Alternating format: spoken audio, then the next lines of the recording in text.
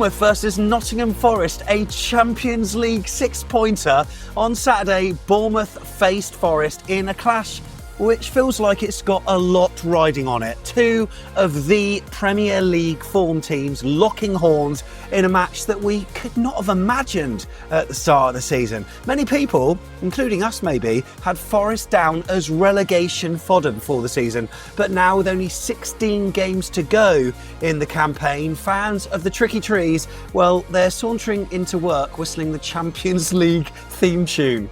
What's going on? What have they done? How have they done it? And where could it take them? We need to discuss it. Welcome to Back in the Net. We're an AFC Bournemouth fan channel. My name's Sam Davis. My name's Tom Jordan. But Tom, it's not only Forest that are doing well. Yeah, we're doing all right as well, mate. We're doing pretty good, aren't we? Yeah, I think we've seen with some of the fixtures that are on the telly this coming weekend that they probably wish they put Bournemouth Forest on it, but didn't expect it to be this type of game. But yeah, credit to both sides. It's weird now. We've kind of a bit of a bromance now. We're going, look at us just breaking in on the big boys.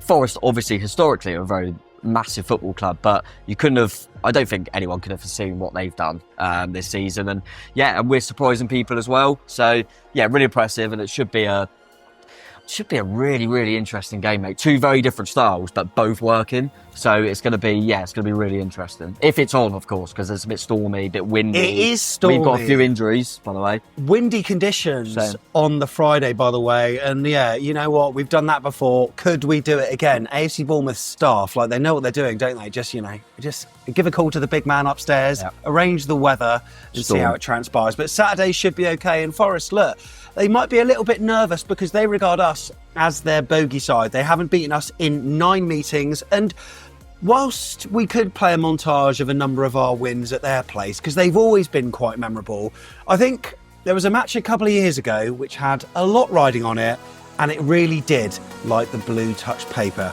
I think we need to see more of it.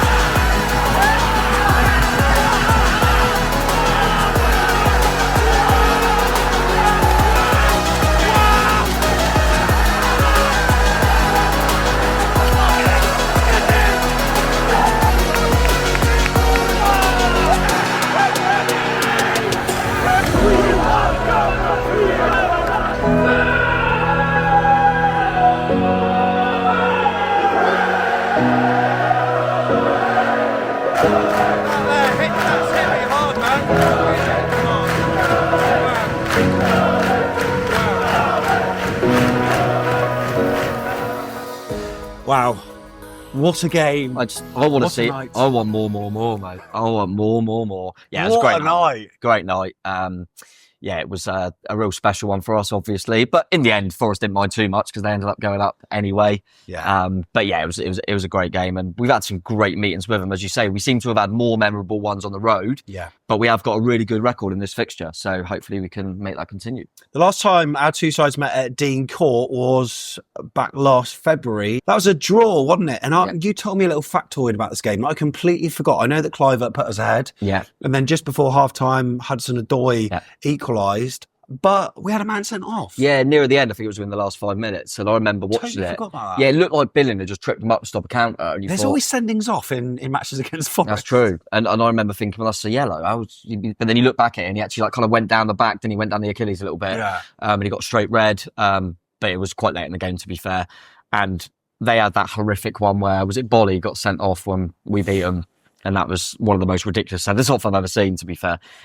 So yeah, there's been a few, but it was an even game. It was a tight game. I remember that one. You know what our vlog title was for that? It was anti-football or actually fantastic.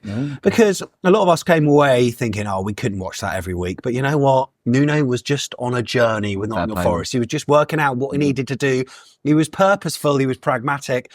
And now he knows his players. He's managed to get some more in as well.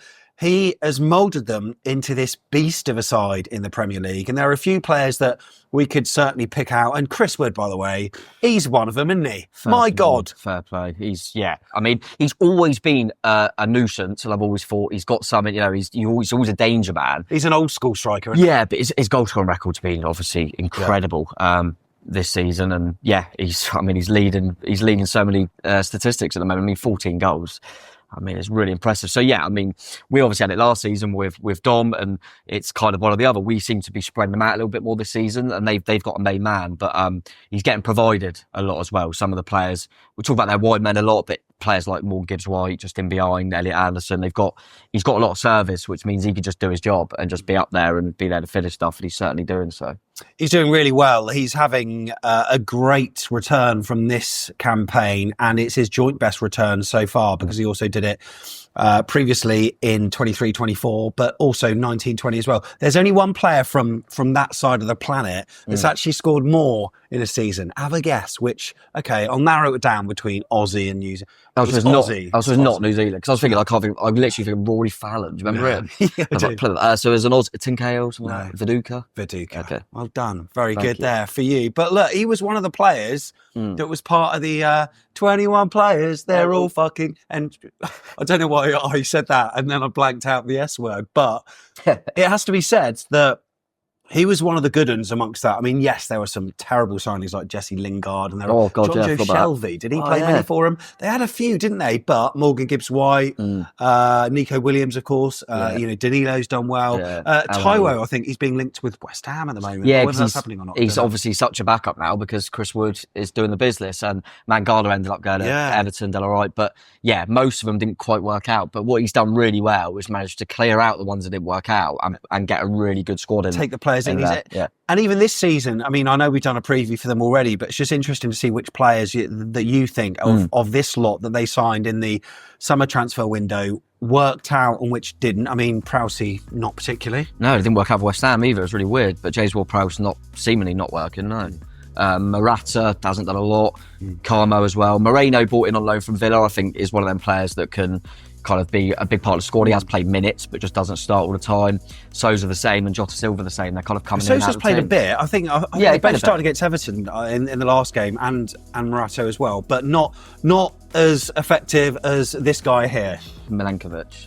He's been massive for him. Yeah, we talk a lot about... He's up there with Zabani. Yeah, our centre-halves with Zabani and Houghton have been so good, but Murillo and Milenkovic have been incredible for them. And he's just signed an extension, and Murillo. Murillo has, that's a really, real big coup for him. And Milenkovic has been solid. And to be fair, Elliot Anderson, I know a lot of people at the time thought 40 million. Yeah. The hell of a player. Newcastle wish they had to kind of get rid of him, didn't they? But playing regularly for him now as well. Yeah, he looks brilliant. I think him and Gibbs-White are knocking on that England door for sure. Elliot Anderson's one of them ones that weirdly in youth level, he played for Scotland. Oh yeah, that's right. And then he changed, went to England because I think he knows now he's knocking on the door. So you could have a midfield three for England of Lewis Cook, Elliot Anderson, and Morgan Gibbs-White. And Lewis Cook would be right back. Put him there. Yeah, put him there. But the Cherries, of course, they're on a 10-game unbeaten run and back at home. 11 in all comps. 11 in all comps. 11 in all comps. Yeah, you're right. And look, Nuno's done so well. His side are unbeaten in their last 8 games and sitting third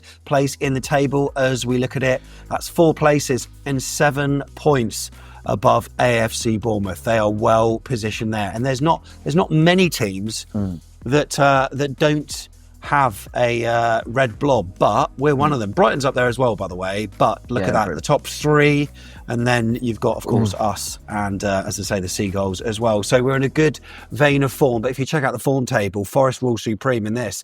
Brilliant from them, absolutely superb. And what strikes me is the lack of goals that they have conceded, by the way. In their last 6, they've conceded the least in all of the Premier League. Bournemouth are 5th in the form table. Forest have actually won more points over the last 10 Premier League games than any other side, with no side conceding fewer goals across this run than the Trees, which is absolutely outstanding for them as well. Incredible at the back. Like I say, just mentioned the centre-halves there, obviously the full-backs as well, but even the protection in front, and they've just been such a hard nut to crack. I've watched them a few times on telly. I watched them against Wolves recently. And if you looked at the score, you go, easy win. But when you actually watch it, you go, Wolves are having chances, but they're so good at the back that they're so hard to break down. And then their counter-attacking threat is so potent. So yeah, they've got a really good formula there at the moment. But are they winning the baseline tracker? Are they? Let's take a look at it. No, they're not. AFC Bournemouth, they're top of the league. We're top of the league. We're top of the league. 19. So that win against Newcastle basically downgraded Newcastle 3 points and upgraded us another 3. So we leapfrogged them in the baseline tracker. Scammers are off the bottom of the baseline. They are. Fair play. Well done. Tell you what, really impressed with them. Really pleased. But you know what? It's going to be a real tough match this weekend. And I know that Forest have conceded just 22 goals from 292 shots faced in the Premier League this season. So that gives them the lowest shot conversion rate against in the competition this term as well. So I tell you what, it's going to be so interesting, this match. And we can't call it. Can you, though? If you stay tuned until the very end of the show, there's a chance for you to win a roast dinner plus drink for 4 people at the QP. And that's where we're at now. This is the home of AFC Bournemouth fans on a match day. And look, if you like watching the Premier League at lunchtime and you think, well, I'm going to go to a different pub, there's no game, no excuse. Come down to the QP, because also on a Sunday it's home of the £10 roast, isn't it? It is indeed. £10 for everyone, 9 for me. Right. Season ticket holder, mate.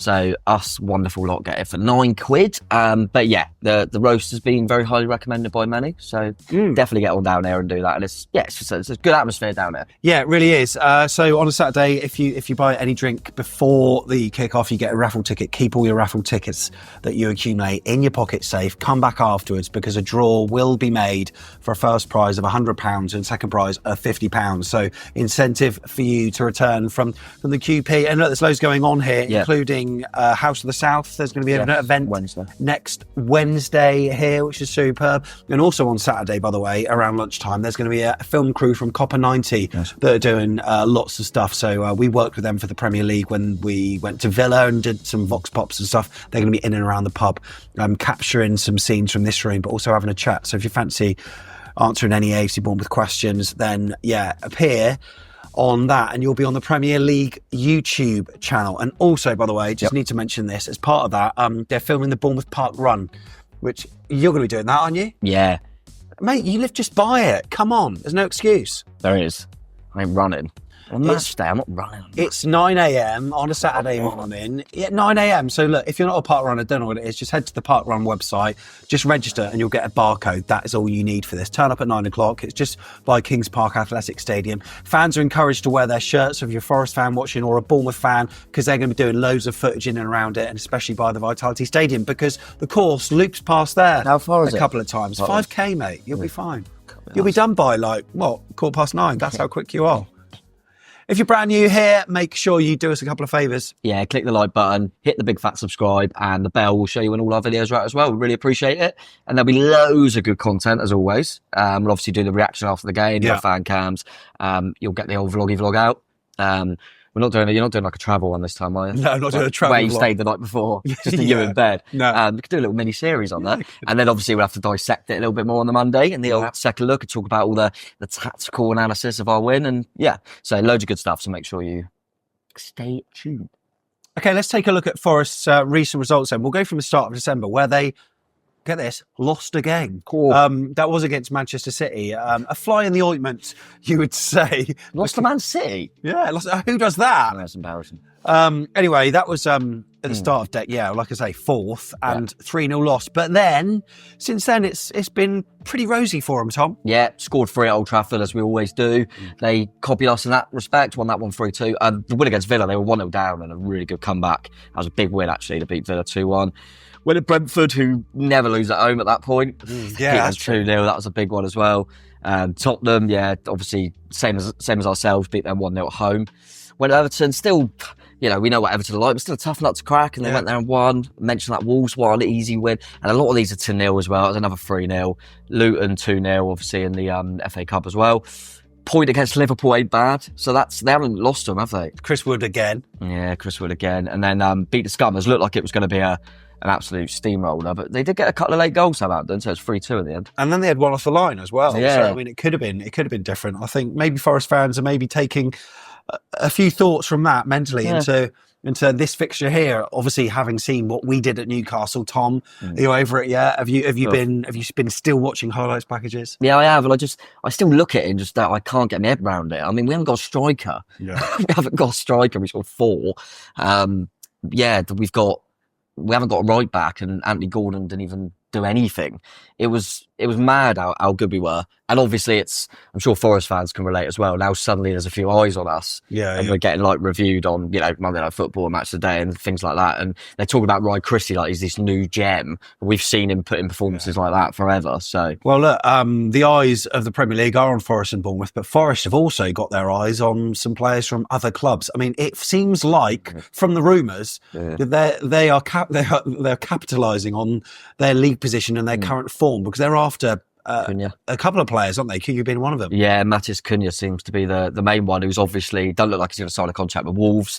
They probably need to cash in if they can. I mean, they did sign it for like 50, but I think they reckon they could be tempted by 60, and it looks like Forest are going, let's just get him in. Let's get him in. Let's get over the line and get to Europe. How exciting. So, yeah, it must be really exciting for him. So, yeah, in that aspect, I'm kind of, obviously we've got a lot of injuries and stuff, but I'm kind of like, let's play him now before potentially they get someone like that. It's so funny, like, because I've seen Forest channels, and a number of seasons ago, people were not that fond on Marinakis, and like he was killing the club. But now you see any tweet about him from Nottingham Forest, you get the reply saying my owner, my all that kind of stuff. It's like we are so fickle as football fans. But I think having a guy like Nuno in charge, I think obviously the synergy that they have between them, it works. And you know what, he trusts Nuno as well. Therefore, to get a player like that, it would be huge. They've been linked with others as well, I think. Yeah, they have been linked with a few. But, they're obviously. Fair play to them. Yeah, they're obviously looking to try and it's one of them things, isn't it? While you never want to disrupt too much when you're doing so well. So you don't want to like just bring in loads of players and everyone go, hang on, we've been doing the job here. But also you kind of want to go, have we got a better chance? We've got a better chance to, never mind Europe, by the way, the better chance to get Champions League for Nottingham Forest. I think what you said in the second look regarding Leicester, I think rings true somewhat. I mean, had Leicester not won the league the time they did it, they would have never had the chance again. No, exactly. We feel the same thing. We need to grasp the nettle a little bit and just like, if Europe's going to happen, why not now? Because we may not have this group of players. We don't know how long we got Andoni for, and we're not trying to be negative. No, but other teams as well, like seize the moment. You would have thought, unless there's any deductions. Won't talk too much about deductions for us, but City, you would think will get stronger. Yeah. You would have thought Man United will eventually get better. Even teams like Villa have dropped a little bit. You'd expect all these to get stronger. So for teams like Forest and Bournemouth, you do feel like you need to capitalise a little bit. I think for us, it's difficult because we know that we've got a good squad. It's just they're injured, so they're coming back. Yeah. So it all depends. We don't know really when they're going to come back and stuff. So we're probably being a little bit more careful. But again, I think a lot of things always happen at the end of the window.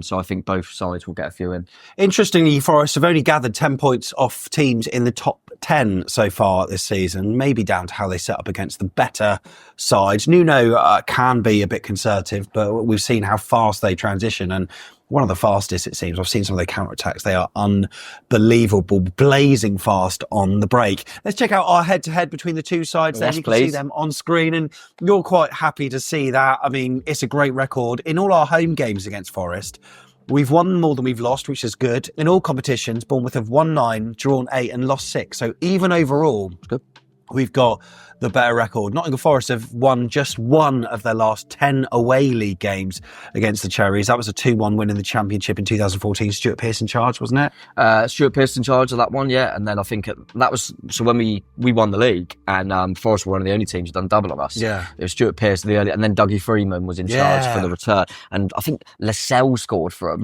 defender at Newcastle. I was looking at this, well, they had Dexter Blackstock up front. Mikel Antonio was on the wing. It was a strange one. And we had our coach Tommy Elphick starting the game the last time they beat us. Bizarre. So, it shows how long it's been. It's a weird one, but there's been a fair amount of draws in there as well. They've always been tight games, haven't they? The team, by the way, scoring first, has won none of the 5 Premier League meetings between Bournemouth and Nottingham Forest. In all 5 cases, it's been the home side that's opened the scoring. So, I don't know how that transpired, but we just need to make sure we win the game nonetheless. It's quite difficult, though, when you've got so many injuries. Here is what AFC Bournemouth have got. Surely it's easier to name the players that aren't injured at this point. It probably is. Worryingly, well, not worryingly though, maybe expected, but no one coming back. It doesn't look like it. We're hoping to maybe get a few back for Liverpool. It feels like we said it every week, doesn't it? They're nearly back. But again, it's a weird one because obviously the first game of the season was against Forest. And we'd lost Solanke, Unai was injured, and we hadn't signed Evan Nilsson yet. So we didn't have a striker. And we haven't got a striker yet. And when I say we haven't got a striker, the only one for both games was Daniel Jebison. So we're not that different then? So we're not really that different. But yeah, we are. Does look like we're still going to be out without Unai, without Evan Nilsson, without Senesi, without Araujo, without James Hill, without Marcus Tavernier, without Adam Smith, without Alex Scott, without Luis Sinisterra, without Julio Soler, and now without Will Dennis apparently as well. So we haven't really got many. Their main one, obviously Sangare is still out. Apart from that, it's just the Hudson-Odoi situation, which I'm sure Forest fans let me know in the comments. Yeah. But a little bit of a look, it just looks like it's kind of a doubt. Yeah. But I have him in my FPL. And last week, I actually, when they played Southampton, I captained him. Yeah. So I thought I like to be a little bit different. And he scored, so I was buzzing, but then he come off injured. So I don't know if he's going to be ready to play a full 90, if they'll maybe start him and take him off, or they'll leave him on the bench and say you can do half hour. Remains to be seen. But for us, if he's out of the team, that'd be a massive plus because he's a top player. He came off injured? Yeah. That's Pawson. Is he the ref? Craig See, Pawson. I knew the that was a referee is Craig Pawson for this one. Last in charge when Don't we care. went to Manchester United and smashed them up, slapped them up, Get annihilated them, decimated them, cremated them. We absolutely cooked them 3-0. By the way, we've got a played for both now. Let's do this. Right, Tom, I've been experimental. There we go. Firstly, let's go for a manager who's managed both sides. Manager, why have I suddenly gone blank now? That should be obvious, shouldn't it? Yeah, it should be relatively obvious. There's a manager. Sean O'Driscoll. Sean O'Driscoll, yeah. He wasn't there long, was he? Known as no, I think he only had about 6 week. months there, and he was unfairly let go. I think Nottingham Forest could see what he wanted to do. Right. The fans could see it. But anyway, this is a formation. It's very top heavy, this side, so I've had to shoehorn in players into positions that they shouldn't be in. Right. Let's go for this. So I'm probably confused because I've got one goalkeeper, and he's not there. There's a goalkeeper I know played for both, and he's not there. So who the hell is AF? Is Adam Federici? yeah, Did he play for him? Did he? he did. Yeah, I'll have to check that now. Are you actually confused? Which He probably did have a spell there. He did have a quite which few keeper clubs. did you have? Lee Camp. Yeah, Lee Camp's played for everyone. Yeah. Yeah, he was on loan at Nottingham Forest from AFC Bournemouth. Oh, I can't remember that. But did he play though? Yeah. No, he didn't. But he yeah, was there. and the reason I knew that was because when I was looking at that team the last time they beat us, Lee Camp was our backup goalie, and he'd also play for them. Let's go for a weird back three where you've got a centre midfielder within the back three. That's all I could do, lads. Oh, that's one Steve Cook. Yeah. Obviously. MM is Matt Mills. Yes. So H. So you've got Harry Arthur at the back. That's all I could do, Tom. He can That's play all I anywhere, could do. Harry Arthur. They don't know what he's like as a player anyway. So. Wing backs, I mean, this is tenuous. Now this guy plays up front on the left. The annoying thing is there's a wing back in my head and you haven't put him. Who's that then? Ryan Bertrand. Oh, I didn't know that. Yeah. So who the hell have we got as wing? You've put Lewis Graben as a wing back, haven't you? Christ. Oh, I love when Sam does this. Right, Lewis Graben's at wing back. Who's S? Oh, no. SF. More a right back for us, probably our best ever. Oh, is it Simon Francis? As a youth, like he was born in didn't know that. Nottingham, but he was there as a youth player. Okay, that's cool. This is tenuous to say the least. Right, midfield. Struggling with midfield. I'm guessing JH, did they have James Henry? Yeah. Okay. And I'm guessing SG is Simon Gillett. Yes, the best a man can get. I didn't know either of them. Yeah. They're just from the initials. SS, Sam Surridge. Yeah.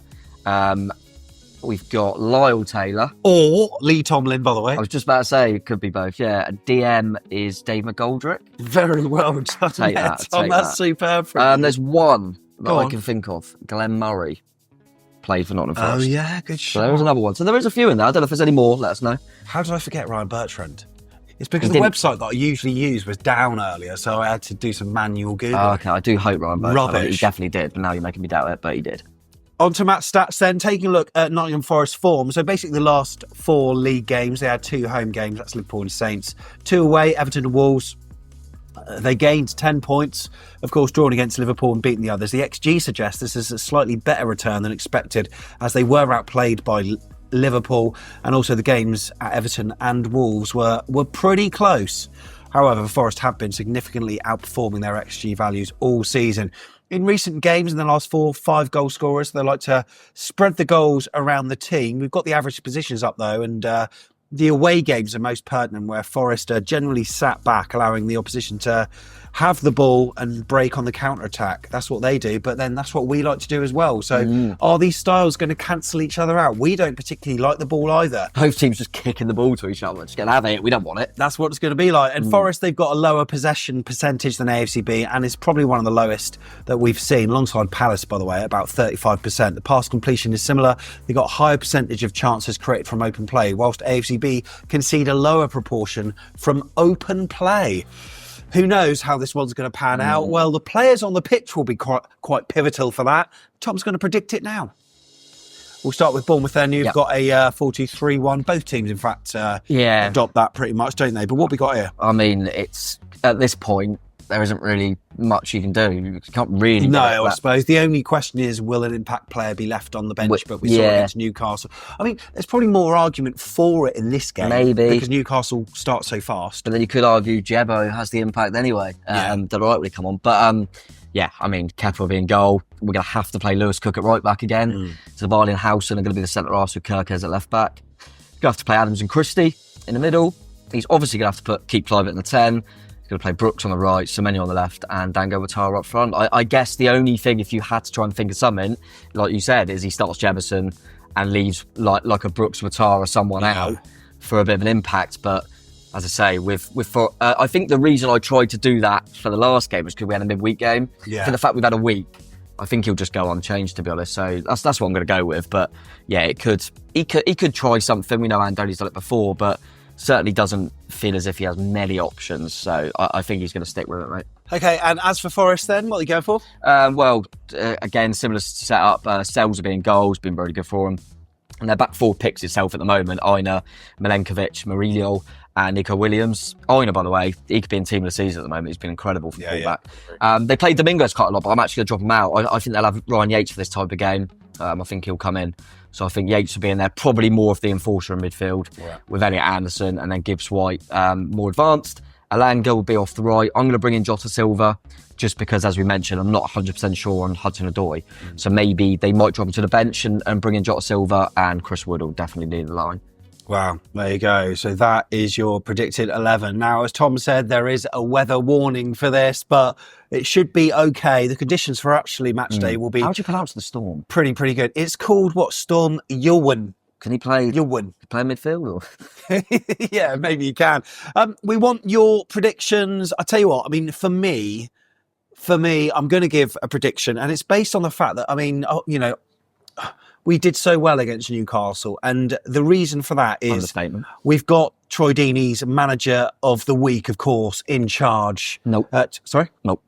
Troy Deeney done his team of the week, and we went to Newcastle with 10 players out and won 4-1 away from home. That's an astounding result. It's not bad, and they had won 9 in a row as well. Yeah, that's an incredible But what he decided to do, Troy, to his credit, is he went, you know who I'm going to make my manager? Enzo Maresca, because Chelsea just got past Wolves at home. Like, literally, what? What? I was literally just couldn't get my head around it at all. They won a game they should win. They didn't even play that well. Wolves got back in the game. But Maresca's the manager of the week from Troy Deeney. Doesn't make sense. But look, I'm going to be confident, of course, with Justin Cliver on form, 4 goals and an assist in the last 2 games. Ryan Christie, like a workhorse. Tyler Adams. He's probably going to be doing the part run, isn't he, Christie, before the game? Probably is. Like. Tyler Adams got better each game as well. Semenyo as well. I don't know. I'm going to go for... I'm going to pay some respect to Forest, actually, and go for a 1-1 draw. I do think that's probably how it's going to go. I predicted losses in... Oh, shit. Maybe I should do a loss, because every time I predict a loss, we win. Yeah, you predict a loss, I'll predict 1-1. Actually, you know what? I think Forest might shade this. Okay, good. Yeah, I think they'll shade it 2-1. Okay, good. That's what you said for Newcastle. Yeah, I'm going to go for a 1-1 draw. But I was going to go with that anyway, so I'm glad you changed, because, yeah, it feels like that sort of game. I weirdly think... Not 100%, but I weirdly think both teams at the end of it, I think both teams will feel they can win the game, of course, because both teams are on really good form. But I think both teams would be okay with a point. Yeah, but what I would say is that if there is a winner of this game, it's a statement.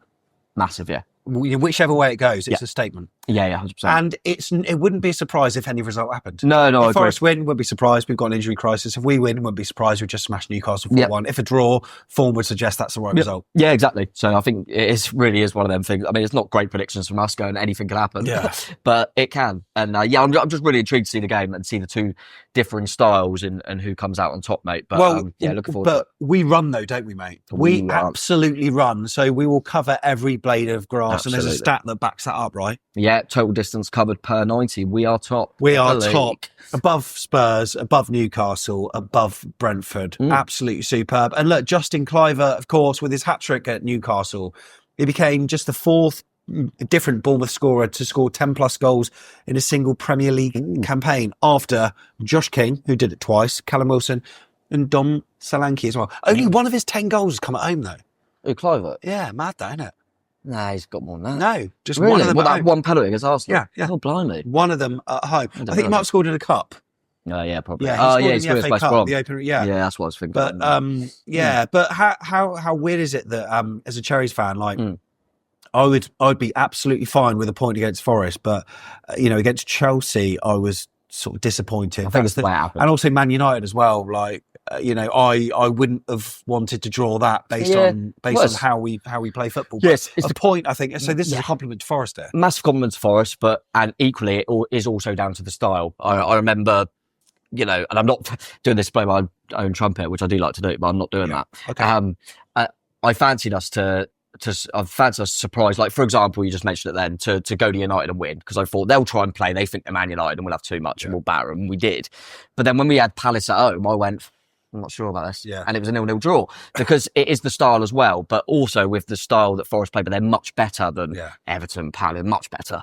So they have that threat on the other end. So yeah, really, really intriguing one. It's one of the things I want to say, point's good, but the way what we're doing at the moment, I mean, Newcastle 4-1 away from home, mate. We'd have all been absolutely delighted. We do need a reality check though, Tom, maybe. No, grow up.